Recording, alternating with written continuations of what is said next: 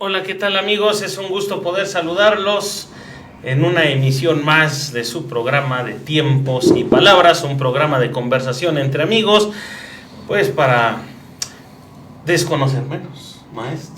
Efectivamente. Y para gusto mío, estoy al lado de los maestros Mario Velázquez Jaén. ¿Qué tal? Buenas tardes.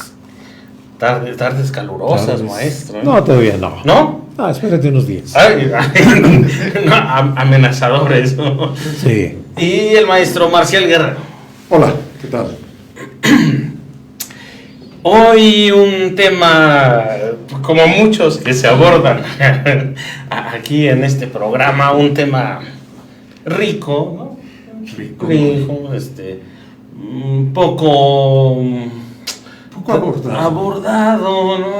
Y que es decisivo, ¿no? Es una parte importante, maestro. Yo creo que es decisivo porque marca la pauta de lo que empezó a hacer, es lo que se llama Estados Unidos mexicanos, y también de lo que dejó de ser la Nueva España, Así que es. se transformó primero en un lugar que le llamaron Anáhuac, y después ya se convirtió oficialmente en Estados Unidos mexicanos, ¿no? Pero que proviene desde 1700 y tantos, los primeros antecedentes que aterrizan ahí en 1810 con los movimientos de independencia, y pues que vemos ahí las manos, las intenciones, las ideas, tanto yo diría liberales, europeas,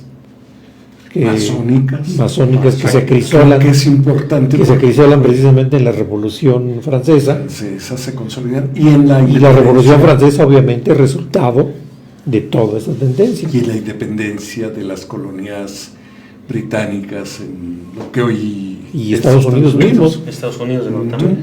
Otro tema que deberíamos poner ahí, el sí, porque parece ser que el movimiento de independencia de Estados Unidos y obviamente el conflicto que tuvo con Inglaterra no tuvo nada que ver o no le afectó a México, sin embargo sí le afectó. Yo creo que es uno de los factores a donde empiezan precisamente a influir este proceso. ¿Por qué? Porque a fin de cuentas todo movimiento implica dinero, y el dinero es una parte esencial para entender la historia. No dinero por dinero, sino la economía en sí, ¿no? La economía. Porque la economía es un proceso que, pues que implica una serie de circunstancias, una serie de factores, una serie de medidores, una serie de concepciones. El concepto simplemente de moneda y aquel concepto de los vales de la corona española. ¿Los qué? Los vales de la corona española, que pues son una fuente de conflicto precisamente, ¿no? Que son algo así como bonos de deuda. Sí. Que bonos de deuda que vende la corona, y pues dicen los mineros, a mí no me conviene. Las reformas borbónicas, que parece que las reformas borbónicas no tuvieron nada que ver con los movimientos, con el inicio de la inquietud de los criollos americanos. Entonces pasan cosas interesantes ahí, porque eso genera precisamente que las reformas borbónicas, dentro de una de las partes, hablaba de quitar el quinto real a los mineros, que era una forma de impuesto, ¿no? Sí. No impuesto, sino más bien era una forma de retribuir al trabajo, el pago a la corona española. Entonces, el quinto real, pero también el partido, quieren quitar el partido a los trabajadores, y pues genera movimientos de la huelga de Red del Monte, y no solamente esa, popular, sino que hay otros movimientos. Encontré datos que hay otros movimientos en otras partes de la República, pero que son aplastados yo no diría con la autoridad del virrey, sino más bien con la autoridad de la corona. Ahora, a lo económico, que además fue muy marxista la explicación. Sí, ya ves que más se centra en la economía. Materialismo histórico. De Max Weber. Bien. A eso muy weberiano. hay que meterle el ingrediente de la cultura, y sobre todo la cultura ancestral. Los pueblos indígenas, el mestizaje, las castas que tanto estigma provocaron, Y desde luego algo muy importante, las ideologías, las propias, las que se estaban generando al cabo de los siglos de dominación española, y las importadas como consecuencia, bien lo decías, de la Revolución Francesa sobre todo, y como modelo la independencia de las colonias británicas que constituyen la base de los Estados Unidos. Entonces provoca que en la Nueva España, que ya daba latidos de agonía como tal, como virreinato, que había tenido sus intentos, sobre todo como consecuencia de la invasión de España por Napoleón, con todas las crisis que tiene, de pronto aquí quisieron apoyar al rey de España y cuando se dan cuenta estaban ya generando, se habían filtrado ya las bases para una autonomía que incluso en su nacimiento... La autonomía de los criollos. Exacto. Es más conocida la que origina la independencia en México, pero no tan conocida como la que fue aplastada previamente. Exacto, pero además, y eso tiene que ver con el tema de hoy el Tratado de Córdoba, que es el que realmente... La culminación de todo un proceso histórico en los dos lados. Determina la culminación de la Guerra de Independencia, porque además con mucha habilidad política, Iturbide se apropia del movimiento independentista cuando ya estaba muy vencido, muy agotado, cuando ya sus últimos líderes estaban en guerra de guerrillas, porque a eso se habían reducido. E Iturbide tuvo buen olfato, ¿no? Tuvo muy buen olfato, muy buen político. ¿Un olfato napoleónico?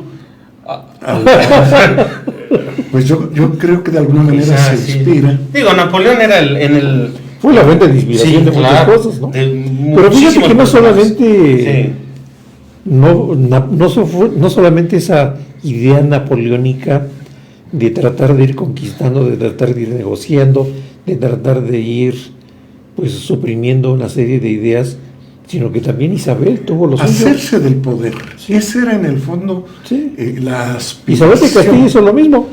Eso era lo importante para ellos, ¿no? Hacerse del poder por el gusto del poder. Pero además lo que yo quería destacar es que justamente llega, negocia con Vicente Guerrero, que era el último el líder de las fuerzas independentistas, negocia con él y le dice, pues vamos a ver. En un famoso abrazo el abrazo de Acatempan. Y firman el tratado. Conocido más por estampitas, digo, por historia. Firman el tratado de Iguala, donde... Un 24 de febrero. Por cierto, estamos en víspera. Surge la bandera trigarante. La bandera trigarante. Y con esa base se apropia del liderazgo y encabeza el Tratado de Córdoba con O'Donoghue, que además no era virrey. Como jefe militar. Como encargado del changarro para venir. Jefe político y encargado de ver qué pasaba. Él había pasado por un proceso muy complicado en Europa, en España, porque había sido detenido. Así es. Y inclusive llega con un profundo problema, porque dentro del martillo que le dieron le arrancaron las uñas. Sí. Entonces, arrancándole las uñas, llega de las manos y los pies. Entonces llega a América, llega a Veracruz y con el clima tan poco benigno que es ahí, entonces empieza a tener problemas, inclusive creo que uno de sus hijos muere. No, no sé de sus hijos, pero él justamente firma el Tratado de Córdoba y tiempo después, que le da pauta a Iturbide para entrar 11 años y 11 días después de iniciado el movimiento de independencia, es decir, el 27 de septiembre de 1921. De 1800. No, es que yo estaba hablando del centenario. Bien. De 1821. Entra triunfante, ya sin batallas, entra a la capital, pues del nuevo país, a la Ciudad de México. Y además... pasando por el balcón de la Güera, que será... De la Güera Rodríguez, que es otro personaje importante en la historia independentista. Pero en un momento en que estaba reunido el Congreso Constituyente y a una incipiente Cámara de Diputados, y lo empiezan a vitorear, ¿no?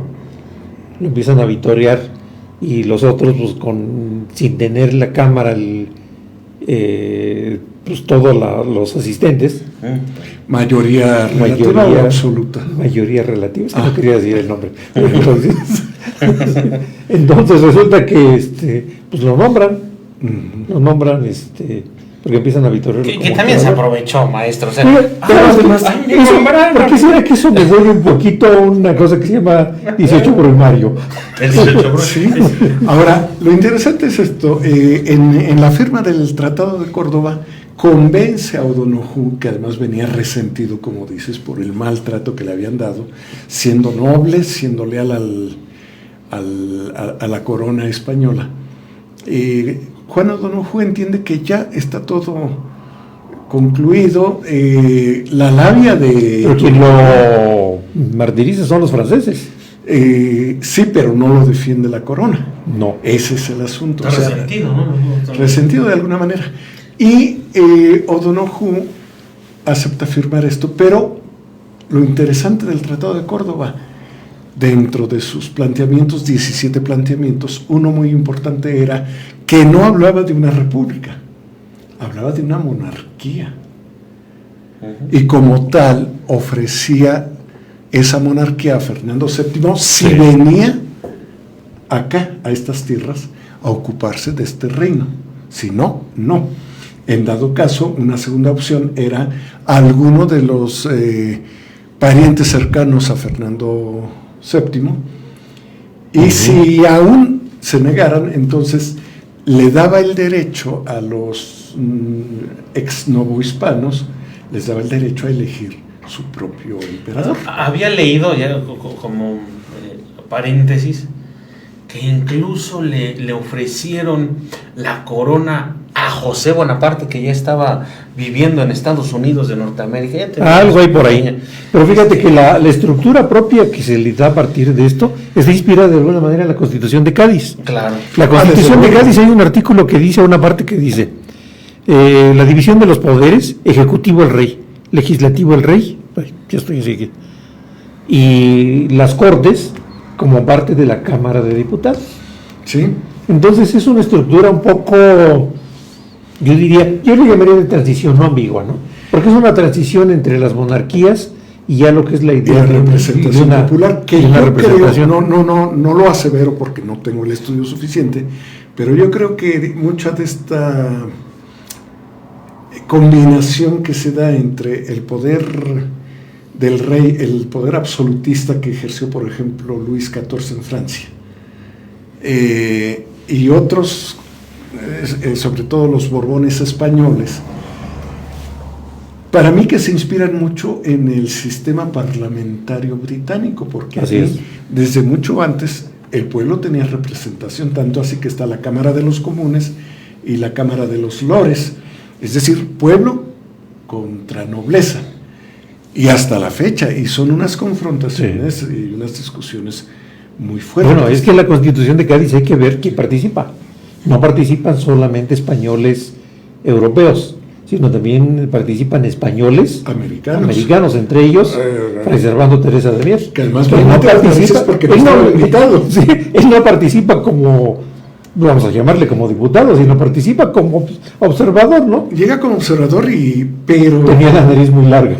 Pero además, con la foto con el temperamento y el carácter, estoy seguro de que veía quién influía más y buscaba platicar y pasarle sus ideas, porque definitivamente él se hizo presente directa o indirectamente en las Cortes de Cádiz. Sí, hay varios americanos, inclusive por ahí hay alguno que hoy podríamos llamar que es hidalguense, que es de la región de Tulancingo, que también asiste a esa Constitución.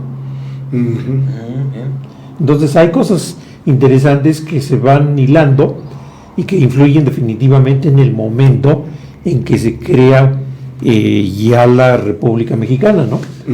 Pero hay que ver que entonces qué pasa con Iturbide, ¿no? Sí, sobre todo qué pasa que él se fundamenta primero en el Tratado de Iguala.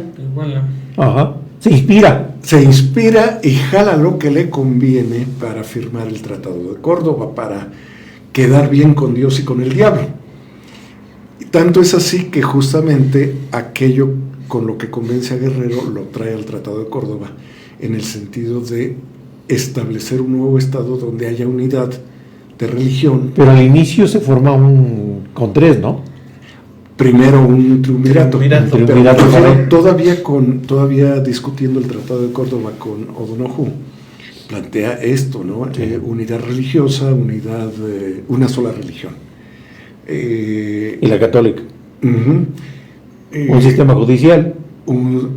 Eran 3, independencia, religión, independencia y unión.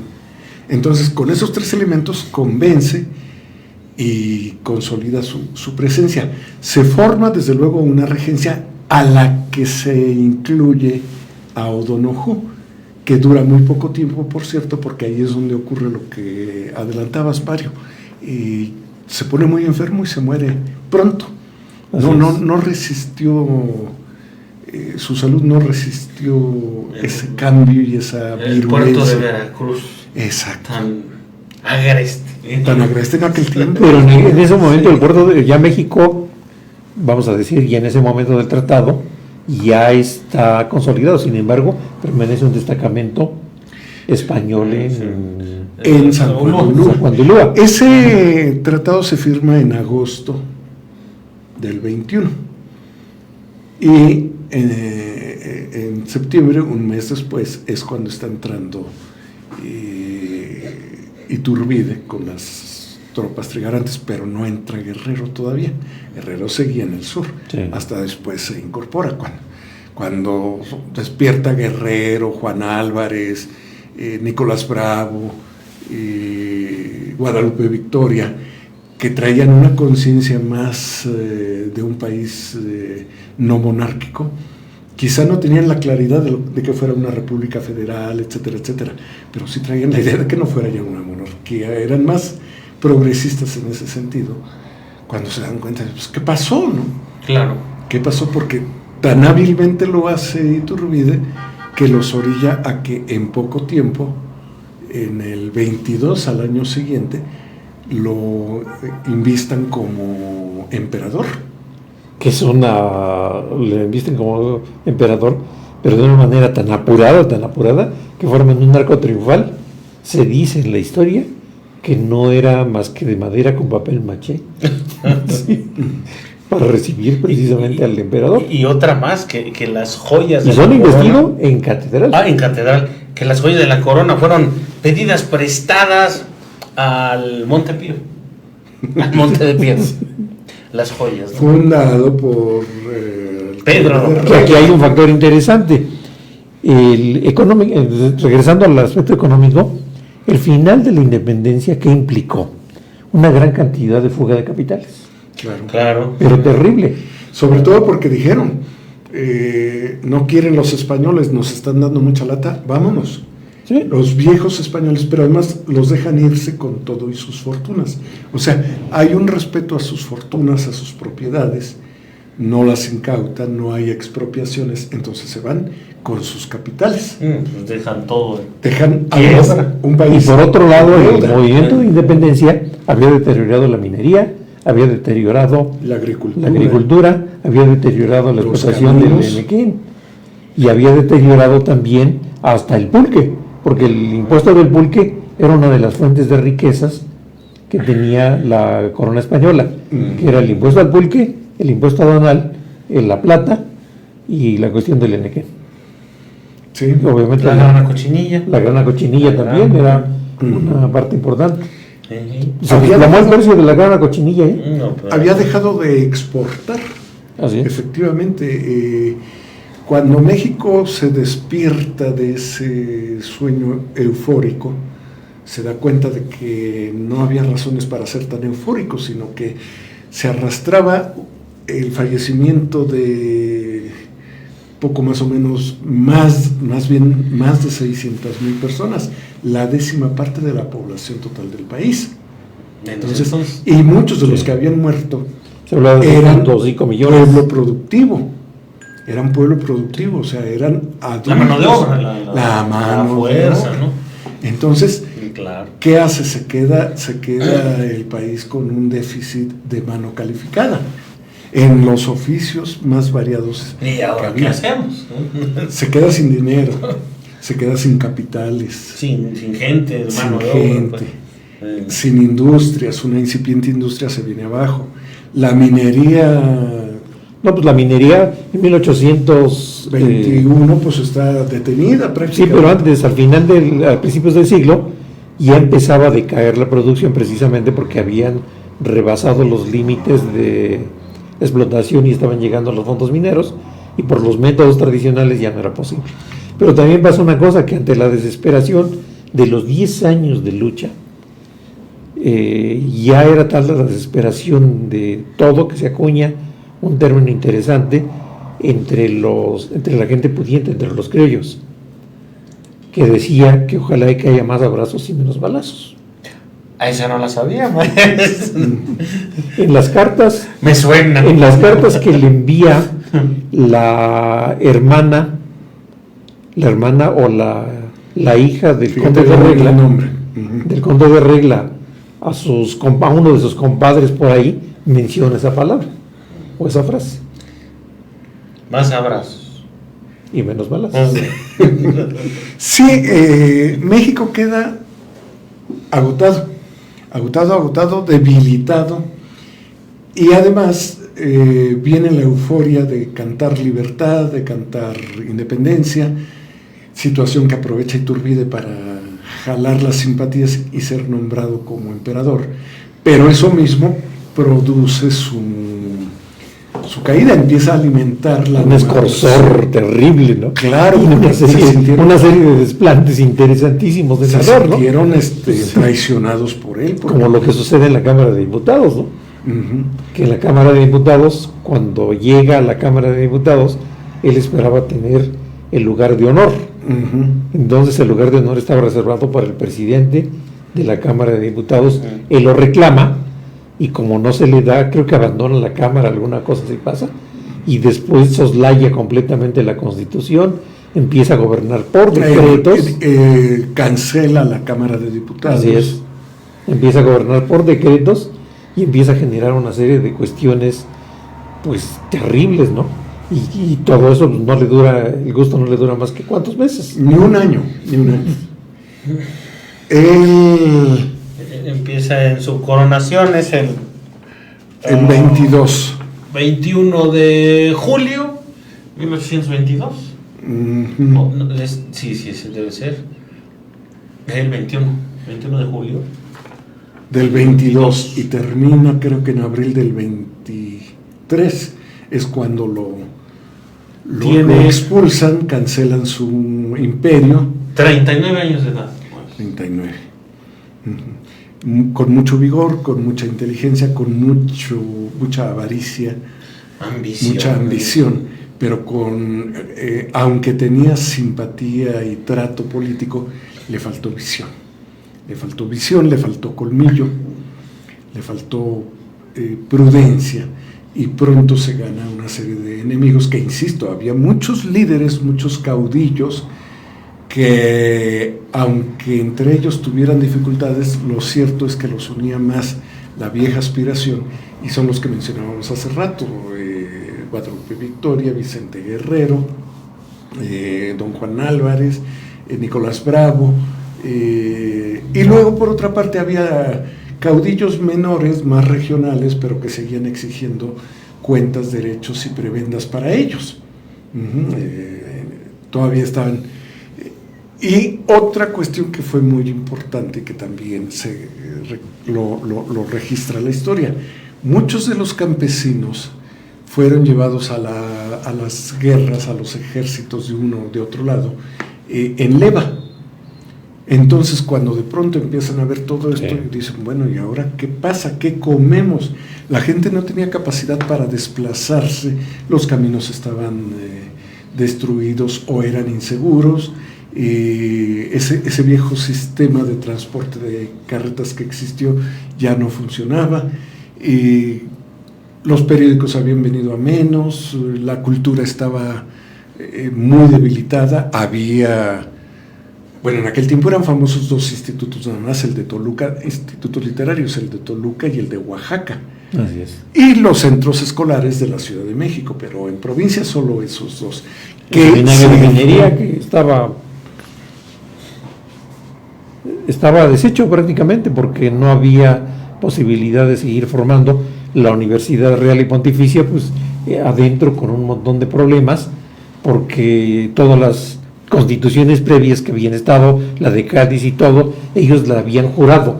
Cuando llega este primer momento de la independencia, pues entonces también ellos tienen que jurar la independencia y el respeto al gobernante, en este caso a Iturbide, para que siguiera llegando a tener la manutención necesaria para la Universidad Real y Pontificia. Y simplemente el permiso, porque además la educación estaba básicamente, y más la educación calificada, por decirlo de una manera un poquito desagradable, estaba en manos del clero.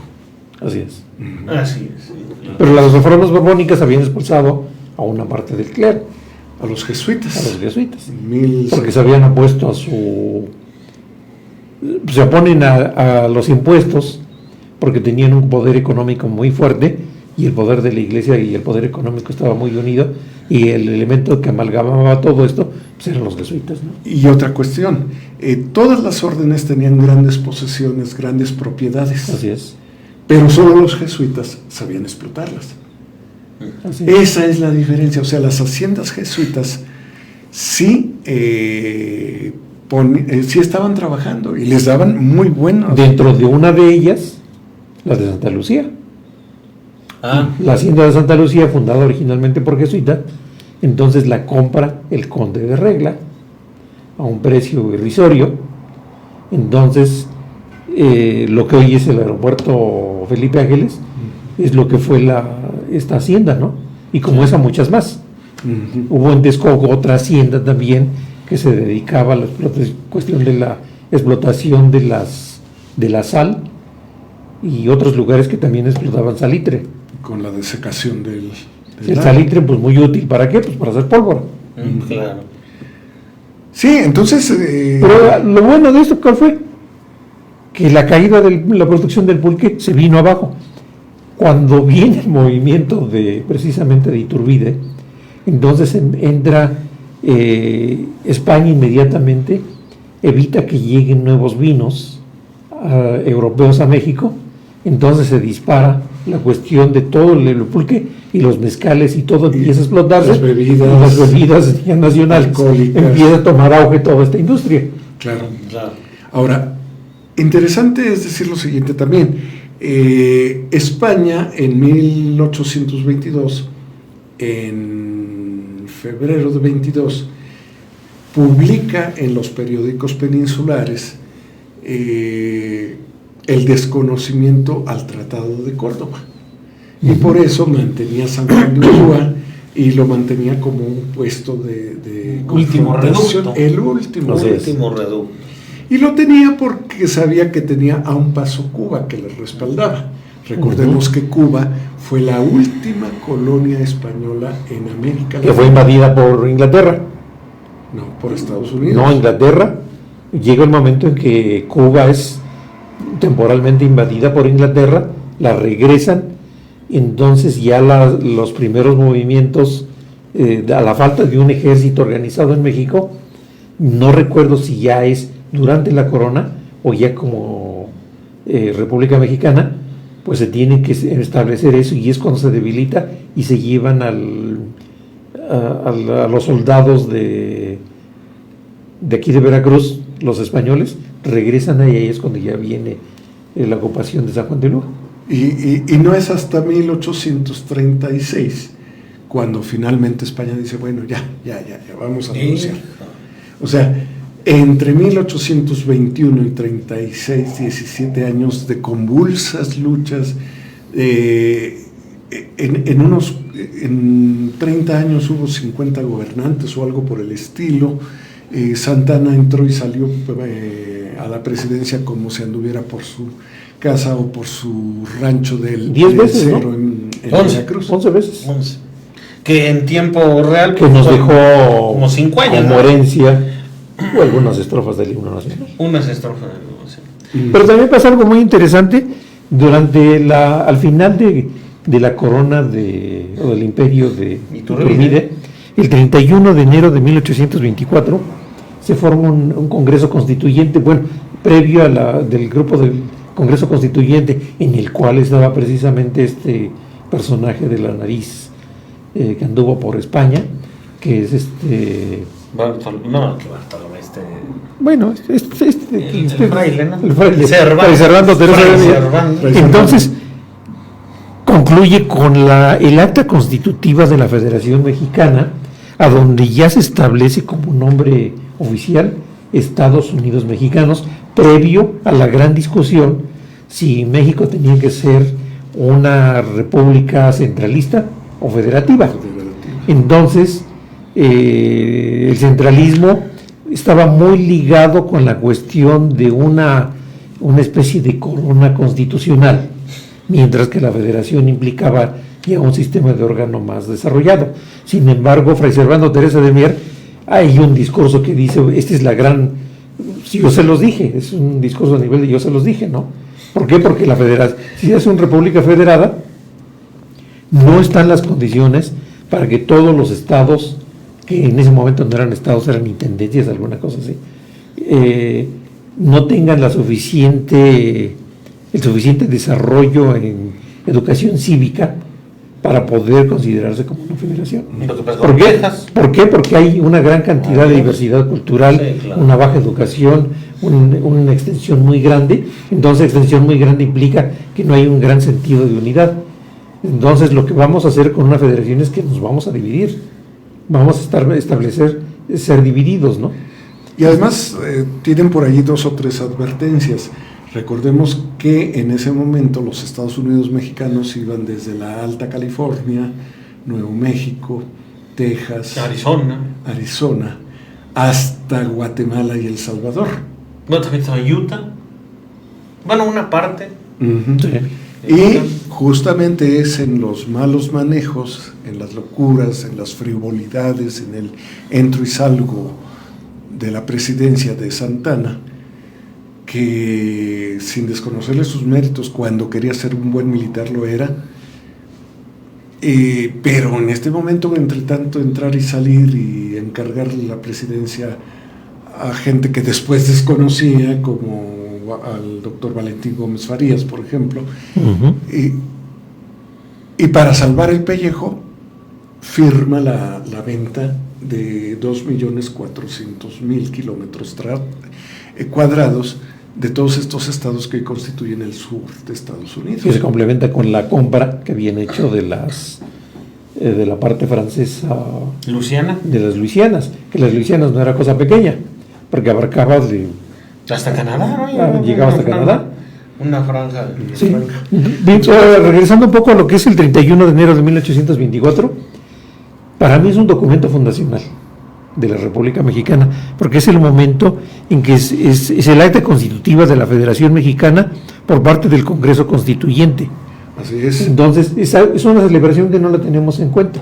Sin embargo, es el nacimiento verdadero de la República Mexicana como tal. Uh-huh. Precisamente ya ajena completamente a la idea de una corona, que más tarde se volvió a recuperar, ¿no? Y además, bueno, yo creo que no se recupera el sentido de corona ni de imperio, sino las circunstancias. El Segundo Imperio. Hacen, y se llama Segundo Imperio, pero nunca desapareció el poder real de la República Mexicana. Entonces, se plantea, y ya lo hemos comentado aquí en algunos programas, pero no es propiamente un imperio de libre actuar, sino no, es un llamado imperio acotado por el imperio, por el gobierno civil legítimo que encabezaba Juárez. Con una idea de democracia. Claro. Entonces, pero aquí es interesante cómo anotas, y es muy interesante eso que dices, con el Congreso que inicia en 1824 viene la primer visión de la República Mexicana, pues moderna. 200 años. ¿No? Sí. 200 años. 200. Justamente. Imagínate la bronca. Imagínate la bronca. Llegan, Hacienda, no tenía impuestos. La producción estaba tirada. La población había sido disminuida y creo que también se había cruzado por ahí alguna pandemia. No. Pero además, al hablar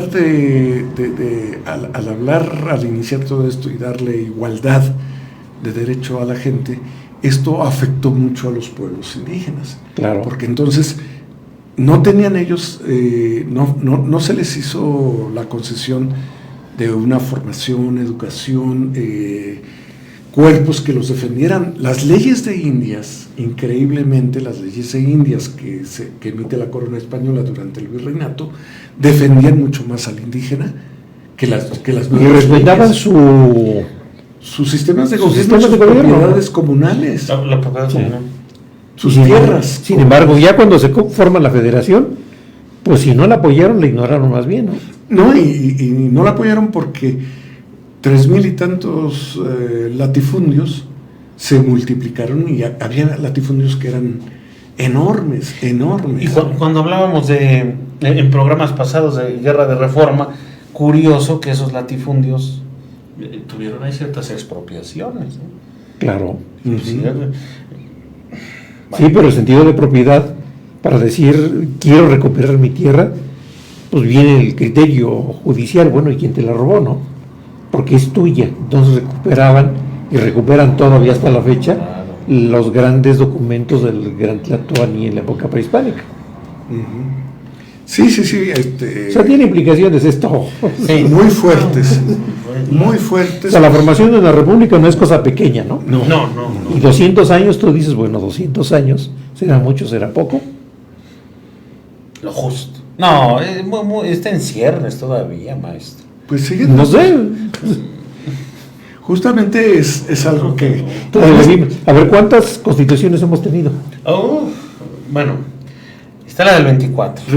Bueno, pero desde antes, recordemos que ya tanto Hidalgo como Morelos. Y Primero es Apatzingán, ¿no? Sí, e Hidalgo con estos edictos o bandos donde desconoce la esclavitud y todo eso, de alguna manera son adelantos, son propuestas de Pero una oficiales modernización. son 6. Ujú. El 24. Sí, son 6 constituciones. Y esas 6 constituciones tú dices, bueno, 6 constituciones es suficiente, mucho, poco, o le falta. ¿Por qué? Porque ahora en la Constitución el espíritu dogmático desde el punto de vista del derecho, y no del derecho creado por nosotros, sino desde el punto de vista del derecho o del acto del ejercicio constitucional marcado por los grandes pensadores en el campo del derecho, la Constitución debe reunir ciertos criterios. Y sin embargo, hoy la Constitución se está pareciendo más a yo diría un poco a lo que era las 7 partidas de Alfonso X el Sabio, ¿no? En el cual, aparte de la Constitución, se encontraba reglamentos, leyes secundarias, una ley orgánica y otra serie de cuestiones que son leyes secundarias de una ley general como puede ser y debe de ser una Constitución. Entonces hoy en día pues tenemos una serie de criterios que todavía los revisamos. La Constitución tiene ¿cuántos artículos? 36. 136 artículos, ¿no? La actual. Y está dividido en ¿cuántas partes? Está la dogmática, ¿no?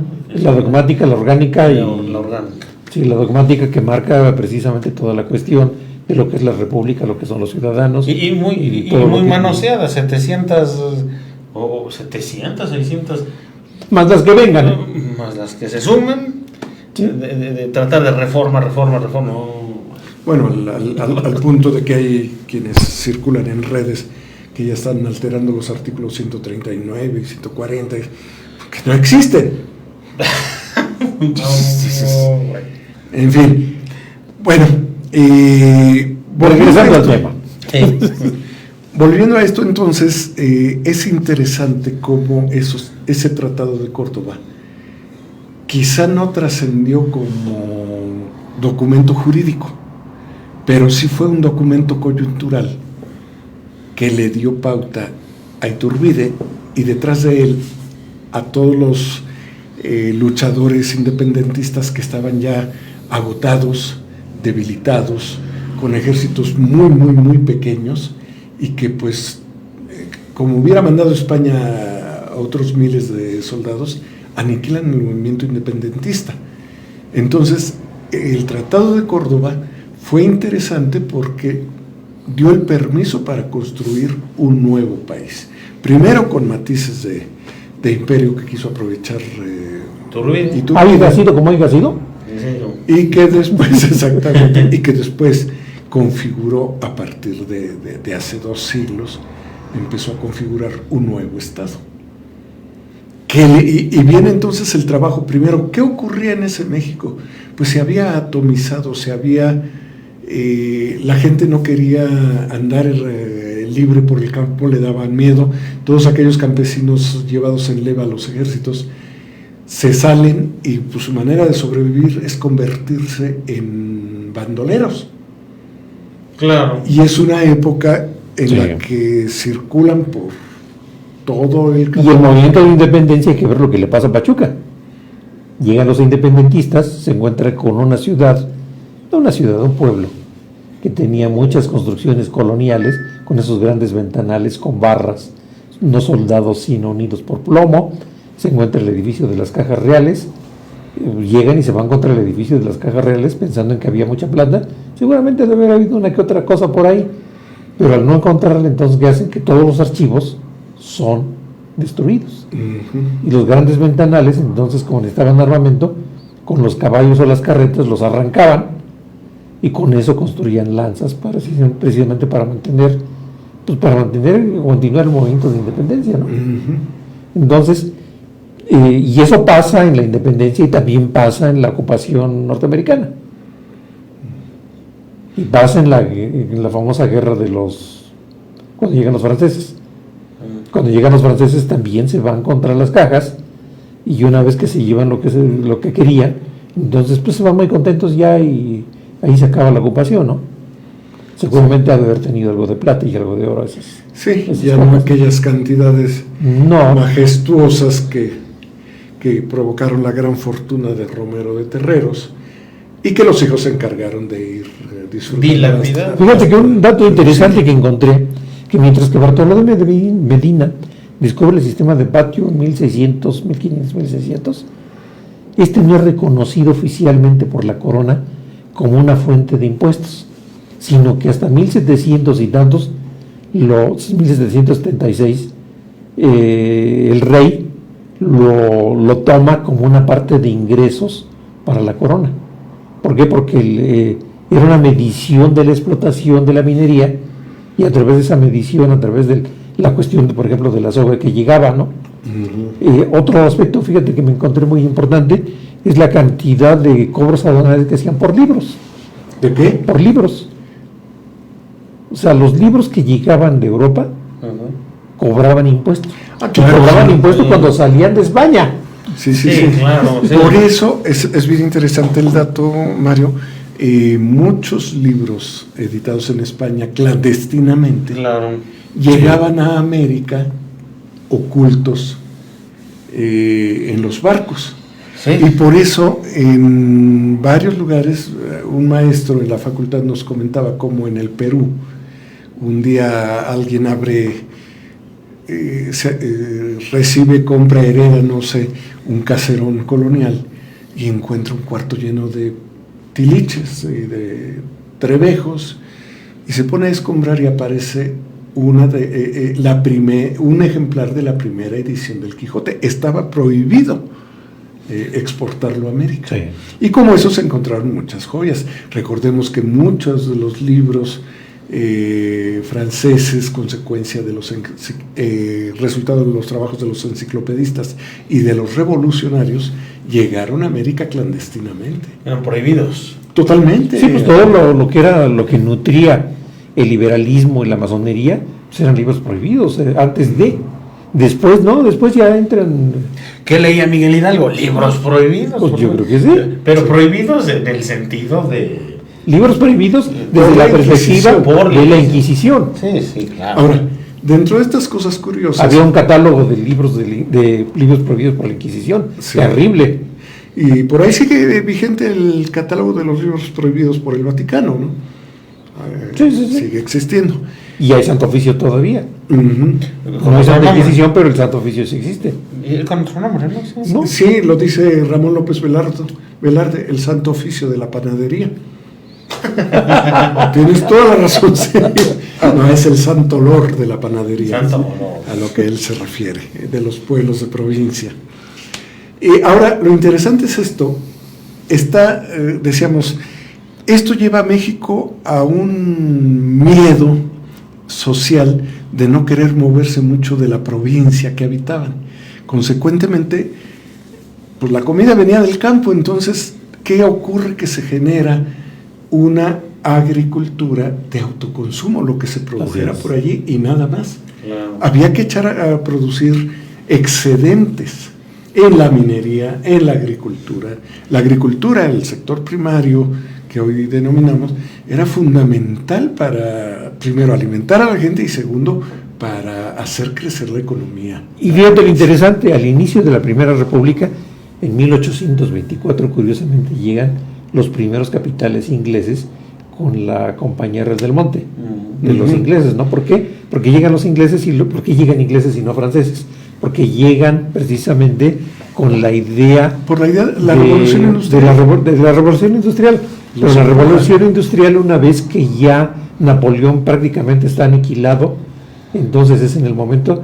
y yo creo que hay dos luchas que son fundamentales para entender lo que hoy es el mundo, que es la batalla de Trafalgar primero, a donde son aniquilados ¿quiénes? Los españoles por los ingleses. Y después la batalla de Waterloo, a donde es eliminado prácticamente el poder de Napoleón, ¿no? En su segunda vuelta, queriendo darle la vuelta al imperio, ¿no? Pero las ideas napoleónicas persisten a través de muchas cosas, amalgamadas con con ese pensamiento del desarrollo de la razón europea, ¿no? Sí. Yo le diría francesa, porque no es particularmente de lo que sucede en Francia, sino que sucede prácticamente en toda Europa la evolución de este tipo de ideas del racionalismo, de buscar la verdad, No, y buscar además, la razón sobre la fe. el prestigio que genera Napoleón de su persona, hace un mito de su persona. Ególatra, sí, bueno, siempre fue. Y deja, Pero tanto así como esto, que deja un modelo de Estado, Pero Sí, logró otras cosas, un modelo de Estado. deja el modelo Sí. de Estado, deja la Claro. idea del derecho civil, Derecho y no a civil. través de una idea particular de él, sino que lo hace a través de un ejercicio de derecho comparado, a través de consultar todo lo que había en ese momento acerca de lo que era el derecho romano y todas las constituciones que habidas y por haber en ese momento, las reúne para llegar a encontrar el código napoleónico, que es el Código Civil. Y el Código Civil, pues ya me imagino a Napoleón a manera de broma, ¿no? Cuando se encuentra con Fouché, señor, ya tiene la corona y ahora que necesitamos un Código Civil, señor. Entonces se construye el Código Civil, se generaliza este Código Civil, se establece yo diría una doctrina laica a través de la Declaración de los Derechos Humanos, que yo creo que aterriza ahí de una manera muy fuerte, porque la Declaración de los Derechos Humanos y del hombre entonces permite en un momento dado generar una condición laica sin ajena a la condición de pecado. Sí, exacto. Ese documento por eso ha pasado a la posteridad, porque el mundo occidental se rige a partir de entonces de ideas progresistas. Así Pero quería comentar esto, la figura de Napoleón, curiosamente, genera imitadores en todo el mundo occidental de su tiempo. claro. Fue un modelo. Sí. Y no fue una moda de unos cuantos años, duró.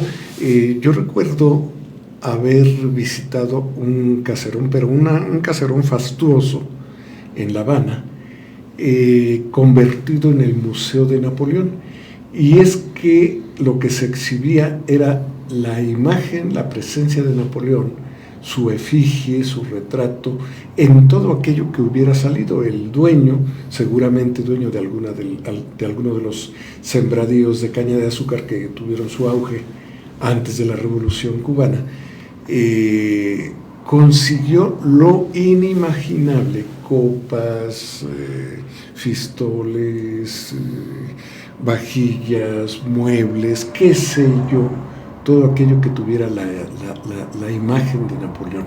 Pero era la ostentación de es el héroe y el modelo.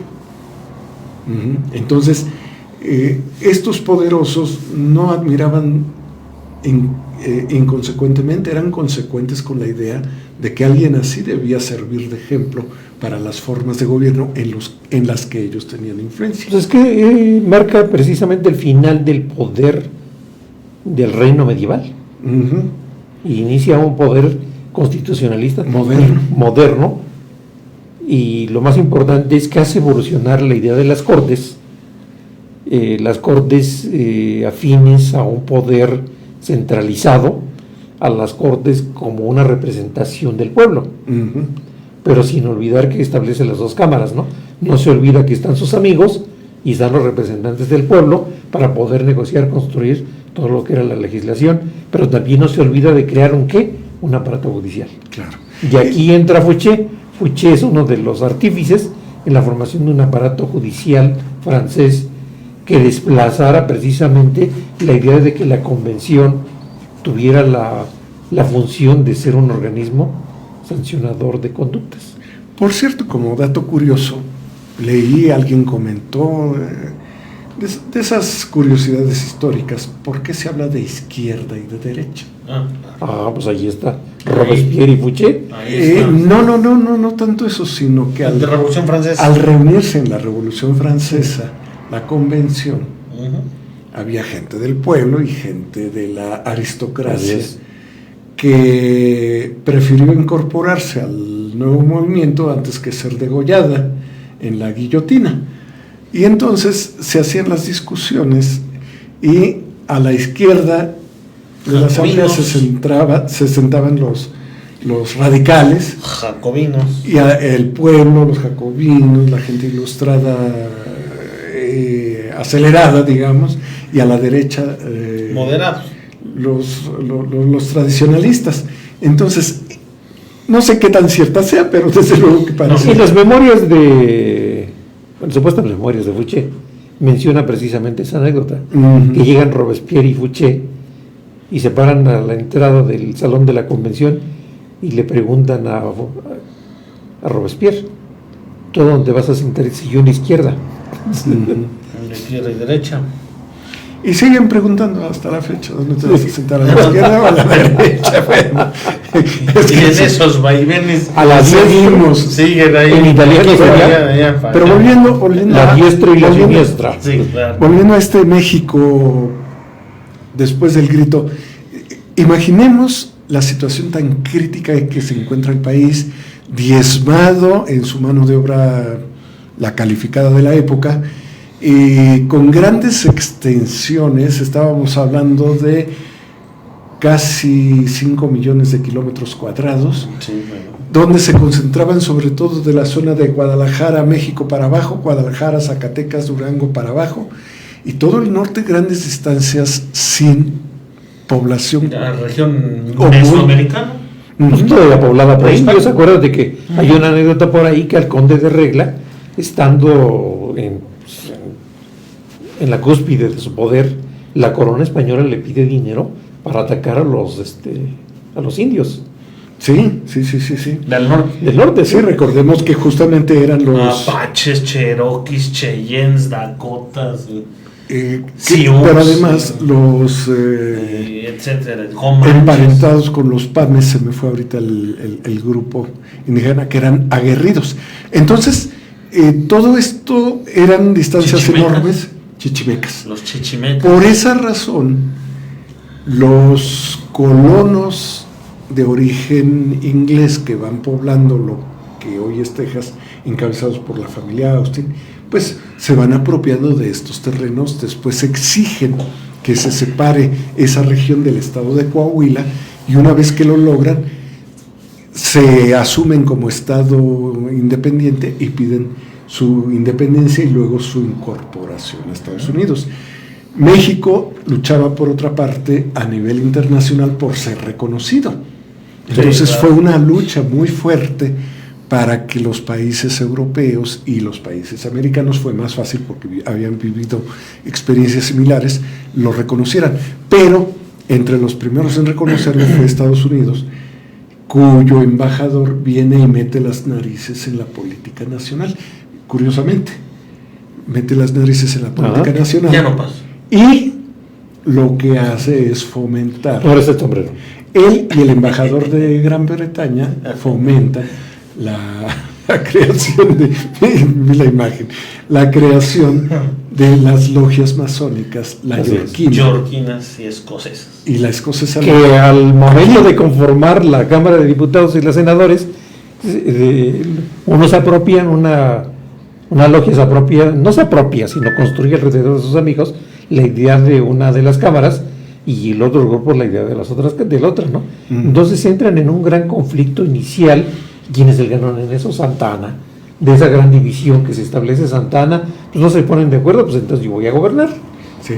Pero ya se forma el origen de las dos cámaras, no es una idea republicana, interna, ideológica, dogmática, sino es una idea completamente de las influencias de dos concepciones, dos percepciones de liberalismo, dos percepciones de republicanismo Y de dos percepciones de conservadurismo. poder, y dos percepciones de poder. Sí.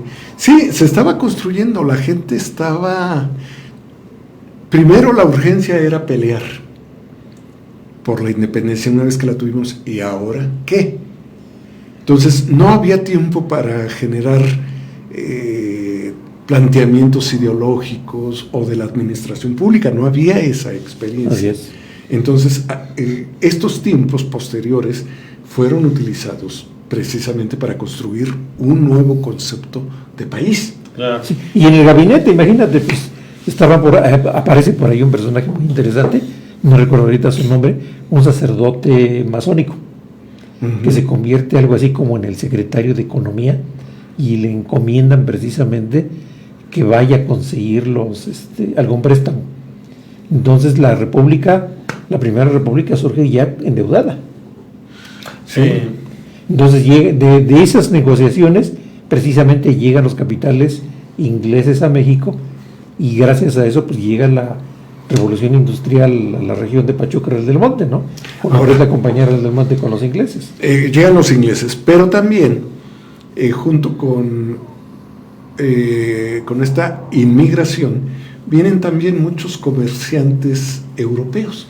Pues veían aquí una nación nueva que había heredado familias de vieja raigambre, de vieja nobleza novohispana, y que se quedaron con sus fortunas, sus grandes haciendas, que las multiplicaron e hicieron latifundios extraordinarios, grandes apellidos que se siguen escuchando entre todos los las lomas y todo eso, de aquella política, época. en todos los... Y vienen entonces a la Ciudad de México sobre todo y a otras grandes ciudades que eran Guadalajara, Puebla, Jalapa, y lo que hacen es venir a establecer tiendas de ropa, sastrerías,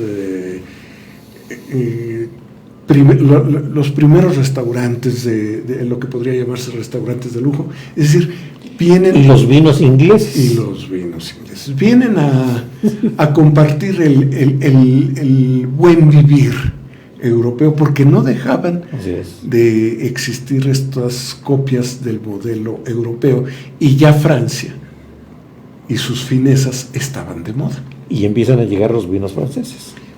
Porque en la época de España los vinos franceses no eran muy prohibidos, no estaban prohibidos. Totalmente era vino español. Exacto. Ya. Y inclusive los principales centros de producción vinatera en México pues empiezan ahí, porque antes estaba prohibida la cuestión de las vides en México. La siembra y cultivo de vides. Vienen también la moda, y no solo la moda de los vestidos cotidianos, sino de los vestidos de lujo, y las comidas de gala, y las fiestas de gran alcurnia. De ahí surgen los mariachis también. Y ahí vemos también, todavía tenemos la gran reminiscencia en las haciendas, no solamente pulqueras, sino la mayoría de las haciendas con ese tono afrancesado. Claro. Sí, Pero entonces... ya nos fuimos casi al porfiriato. No. También siglo XIX, ¿no? Yo te diría, por ejemplo, Sí. Pachuca a lo mejor no Sí. tiene mucha influencia de esto en sus edificaciones más que la Casa Rull, que es un modelo más bien de finisecular, ¿no? Del Sí, 19. ahí va. Pero hay otras ciudades de, por ejemplo, Zacatecas, Guanajuato, Uy. que sí tienen una gran influencia colonial francesa. Sí, Está Chihuahua. Sí. Chihuahua tiene. No, Chihuahua algunos, tiene, por ejemplo, a donde está, afrancesados, hay sí. museos, Sí. hay museos a donde tú ves los vídeos grabados con la idea precisamente afrancesada. Sí. El decorado, el decorado. Bueno, y otra cuestión, la educación finalmente fue incorporando el modelo francés, un poquito adelantándonos. Positivista. Exactamente.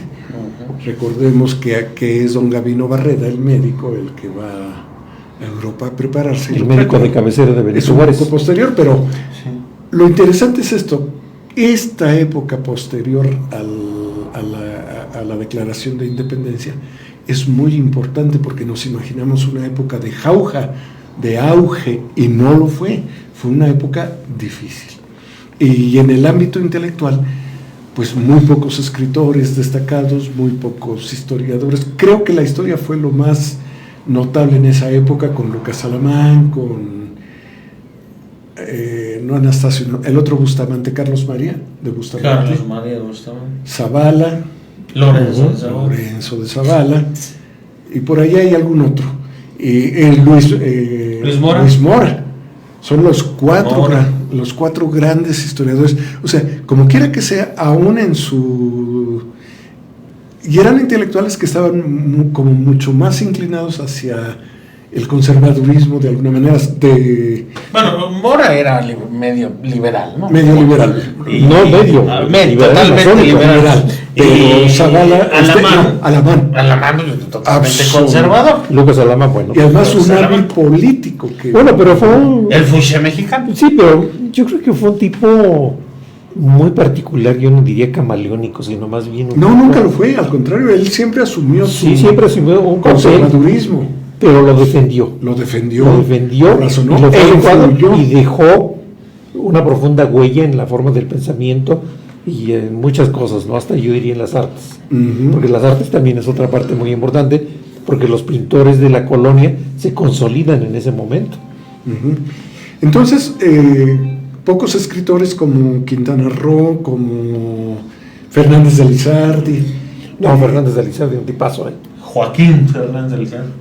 Hay que hablar igual de él, hay que ponerlo en la... No, Joaquín Fernández de Lizardi es un personaje interesantísimo, porque es uno de los que promueve, me parece, que es el que promueve la cuestión de los derechos de la mujer. Hay que hablar de él alguna vez.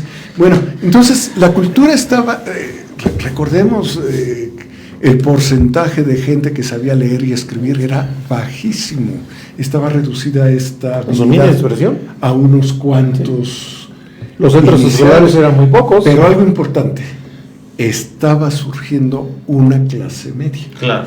Fíjate que me encuentro un dato interesante en la colonia. Los principales centros de formación fuera de la Ciudad de México eran San Nicolás Hidalgo y curiosamente Tulancingo. Debe ser. Tulancingo por la formación clerical, porque no solamente era la formación clerical, sino que también tenía la función, como parte de su función, la educación de las niñas y de los niños por separado. Entonces, los dos colegios tenían anexos a donde daban esa formación, y obviamente no era todos, sino eran los recomendados o los amigos o los conocidos o los que tenían un cierto estatus social, ¿no? Pues, bibliografía recomendada. Rápidamente, del Colegio de México, 3 grandes obras. Aquí también está bien. La Historia General de México, la primera versión, que es espléndida. La Historia General de México del Colegio de México. La Nueva Historia General de México, por otro equipo, que también es muy buena porque actualiza datos de fuentes primarias. Y el que es un clásico maravilloso que yo les recomiendo, y que recomiendo que lo lean en familia, que lean capítulos en familia y comenten sobre la historia de México para entender el México contemporáneo. Este es clave. Las constituciones de México. Historia mínima de las constituciones en México, de Fernando Serrano Migallón, del Colegio de México. Igual lo pueden buscar. Para saber más de Agustín Iturbide, pues aquí tenemos de Jaime del Arenal Fenocho, un muy buen historiador. Agustín Iturbide, grandes protagonistas de la historia de México. Ahí viene pues la vida interesante y ajetreada de este personaje. Acá tenemos también. Y también los libros del autor de Víctor Burman y Thomas, la historia de la economía en América Latina desde la independencia y la historia de la economía de América Latina. Acá está. El volumen 1. Ahí está. Que es desde la colonia hasta el siglo XIX. O sea, para saber historia económica de América Latina desde la independencia. Y bueno, ya también, por supuesto, no menos importante e interesante, el ocaso de la Nueva España, de Enrique Flores Cano y Rafael Rojas, editorial Clio. Además, el doctor Enrique Flores Cano, sí, un doctor en historia calificadísimo. Y pues con eso nos entretenemos muy bien, buscando y leyendo, pues sin problema alguno. Ya mañana puede usted leer otras cosas. Sí. Otro día.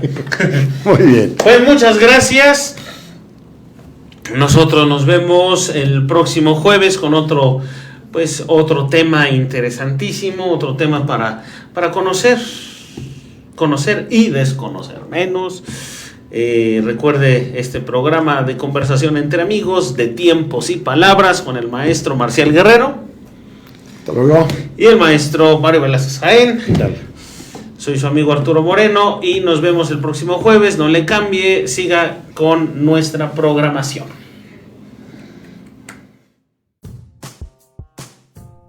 JMS Radio, diversidad auditiva. ¿Qué son? Es un parque nacional ahora.